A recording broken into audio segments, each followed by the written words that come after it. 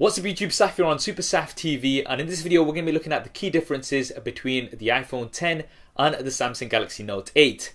So straight up, why are we comparing the Note 8, which is a large device, to the iPhone X? Well, these devices are the best offerings from the manufacturers, and this comparison will be the best versus the best. So let's get the size out the way straight away. The Note 8 is the larger device overall. It's almost 19mm taller, but what's interesting is that it's only around 3.9mm wider. Now that does come down to the curved sides of the Note 8, which we'll be talking about in a little bit, and it's also around 0.9mm thicker. In terms of the weight, 21 more grams on the Note 8. And all of these reasons are because the Note 8, as expected, has a larger display, 6.3 inches versus 5.8 inches on the iPhone X. Now, both devices have minimal bezels, which is great to see. And 2017 is definitely the year of minimal bezels. You've got large displays without increasing the size of the bodies too much. And both devices also have OLED technology, which means you're going to be getting vibrant colors as well as deep blacks. Up until now, iPhones have been having LED backlit displays, which are good, but they're never as good as OLED displays. This time we finally have an OLED display, and it's going to be comparable to the Note 8. In terms of resolution, however, the Note 8 does have a higher resolution even with that larger display, so that's 2960 by 1440, and that comes to roughly about 522 ppi. The iPhone X has a 2436 by 1125 pixel resolution. Apple always do that with some of these random numbers, which I do not get. And that's roughly about a 558 pixels per inch density. Now, both of these do have a very high pixel density. The Note 8 edging out here slightly. So if you do have the device up close, and if you're going to be using it for things like VR, then the Note 8 is going to be a little bit better because of the higher pixel density. Now, the iPhone X does have 3D touch. Now, that is a pressure sensitive display, so you can press hard anywhere on the display and it's going to give you more options and things. On the Note 8, you only have the home button area, which is pressure sensitive and you can press down hard on. The iPhone X now has a swipe up feature to go home. So that's a change here because there is no longer space for a home button. Now, moving on to the builds, they've never been so similar. We've got metal frames with glass panels on the front and back. So both of these very, very premium. The Note 8, however, is curved from the front as well as the back. And this, as we were discussing earlier, does give it a larger display with a narrower body than you would expect for this screen size. Both of these devices have water and dust resistance, IP68 on the Note 8 and IP67 on the iPhone X.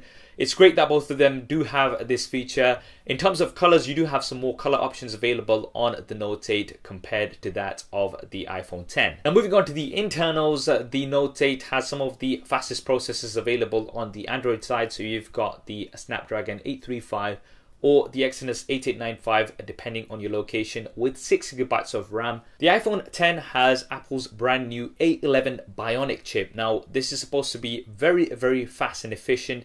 And it also supports augmented reality, which should be really good. It'll be interesting to see how Apple implements this going forward.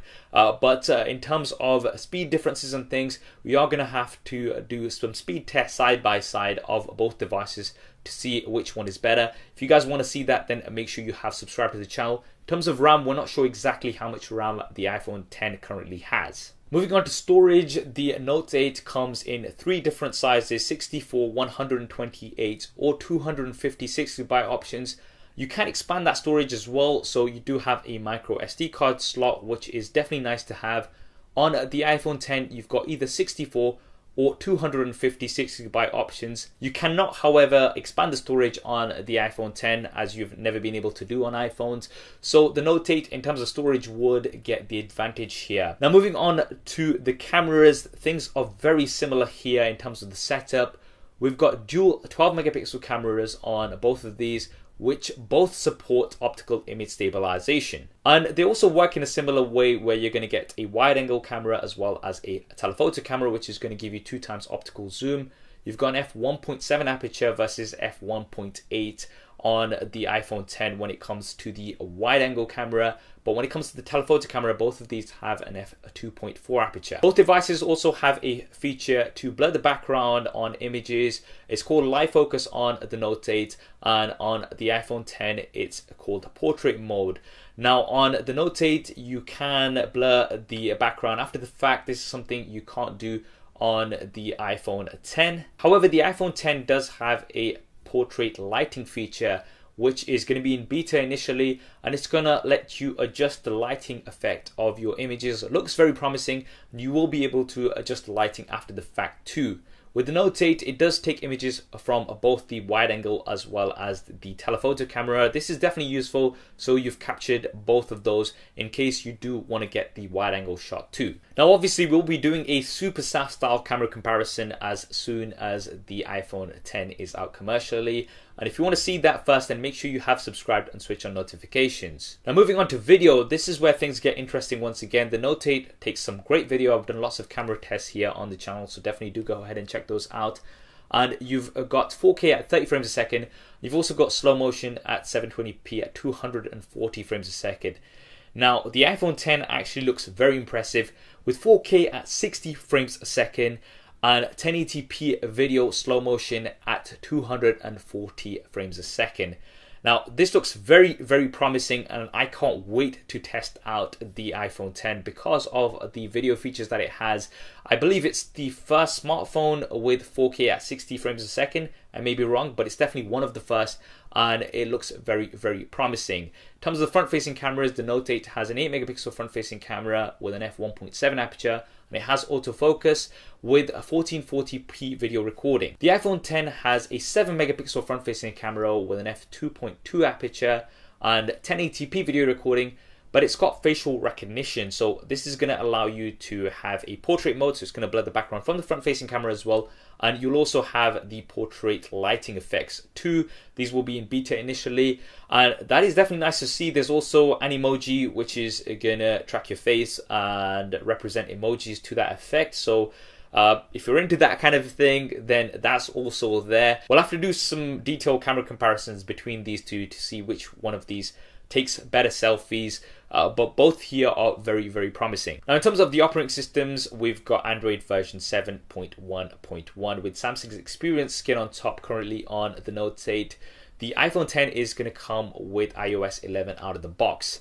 Now obviously it's Android versus iOS. A lot of it comes down to personal preference, so not going to go into a battle here. Android I find is a little bit more flexible, and you do have some additional features with the Samsung Experience skin, such as a multi-window as well as app pair, which is going to allow you to open two apps in multi-window with just one touch. But iOS I find is a little bit more simple and straightforward for a lot of people, and you also get updates quicker from iOS compared to that on Android when it has a skin like the Note 8 has. This once again is going to come down to your personal preference. Now let's move on to the additional features that both devices have. In terms of unlocking the device, the Note 8 has a fingerprint scanner which is at the back. The position is slightly inconvenient, and this is something that a lot of people have discussed. But you do have an iris scanner, and you also have facial unlock, so you can point it at your face and that is going to unlock. But it's not as secure, and it can be fooled by a picture. Some people have also tried this. The iPhone 10, this time around, we have no Touch ID. So this has been removed because of the bezel-less display. A lot of people were thinking that Touch ID is going to go on the back, but this is not the case either. We now have Face ID, which is a form of 3D facial recognition. Now, what's funny is that on the actual demo, it failed, but it does look very, very promising in terms of how it's going to scan your face, and it shouldn't be fooled by a picture. How convenient this is going to be compared to just touching the home button, we'll have to wait and see. But this is supposed to be quite a secure form of facial recognition, so it should work pretty well from what Apple are telling us. Now, the iPhone 10 still has stereo speakers as well, which is great. So one on the earpiece and one at the bottom. So you've got better sound on here compared to the Note 8, which has a single bottom-facing speaker. You don't have a 3.5mm headphone jack on the iPhone 10. However, this is something that you do have on the Note 8. Now, although you will get the dongle on the iPhone 10, which is going to go from Lightning to the 3.5mm, it can be inconvenient for a lot of people and just something to consider. On the Note 8 as well as the 3.5mm headphone jack, you do get AKG earphones out of the box, which do sound pretty good. For the personal assistants, you've got Siri versus Bixby. Now, this would take a bit more of a detailed video in terms of which one of these perform better. I've been playing around with Bixby, and it does allow you to take some deep actions, which I hope Siri will be getting at a later point. The Note 8 does have the S Pen as well. This is a unique feature and not something that you're going to find on many of the devices. It can be very, very useful. It's got features such as off-screen memo, which is going to let you jot down a quick memo on the display even when it is off, and that's going to stay on there because of the always on display. You've got live translate, so you can hover over things and it's going to translate those in real time, and it's also going to convert currency for you. And generally with the S Pen for signing documents and things like that, this is going to be quite useful. You've got nothing like this on the iPhone side. Now, moving on to the batteries, the Note 8 has a 3300 mAh battery. It supports fast charging as well as fast wireless charging. With the iPhone 10, we're not sure of the exact size of the battery as yet. Apple have said you're going to get 2 more hours of standby time on it compared to the iPhone 7. So it's difficult to say what the exact size of the battery is and how it's going to impact because of the high resolution display. We'll find out what the exact size is once somebody pops open an iPhone 10, which is not going to be anytime soon. But the new thing on the iPhone 10 is that it does support wireless charging. This is the first on the iPhone side, so it's great to see that we now have wireless charging. It also supports fast charging. This is something that wasn't really mentioned on the keynote, but something that was briefly highlighted on the notes. What we will do is we'll do some more battery tests and things as soon as we've got the commercial version of the iPhone 10 in hand, and we'll also do some charging speed tests to see which one of these charges faster. Now finally, let's look at the price. The Note 8, a lot of people were complaining about the price when it was initially announced. So we're looking at $950 in the US or £870 here in the UK. Now this is not going to seem as bad when we look at the prices of the iPhone 10. So for the same base model, 64 gigabytes, we're looking at roughly about $1,000 in the US, or even £1,000 here in the UK. Normally in the UK, as you can see on the note, because of exchange rates, the price in the UK is usually slightly less, roughly about 10% less, and this time around Apple have decided to keep it the same price as dollars, so people in the UK like myself are really being screwed over. So this is something that I'm personally quite disappointed about, and it is a very, very expensive device. If you go for the 256 gigabyte model, you're going to be looking at around $1,150 or £1,150. So a very, very premium but very expensive device here on the iPhone 10.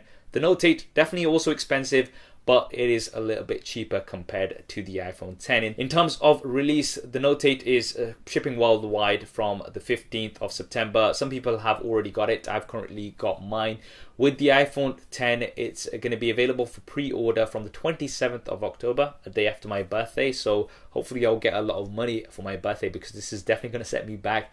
And it's going to be releasing on the 3rd of November. So those are the dates that you need to put into your diaries. So there we have it, guys, the Samsung Galaxy Note 8 versus the iPhone 10 comparison. Both very, very premium devices with a premium price tag. What do you guys think of these devices? Which one would you go for? Definitely drop me a comment below and let me know. I hope you enjoyed this video and found it useful. If you did, then please do hit that thumbs up button for me. It really does help me out. If you haven't already, then be sure to subscribe and switch on notifications. There's plenty more content coming up on here. Thanks for watching. This is Saf on Super Saf TV. I'll see you next time.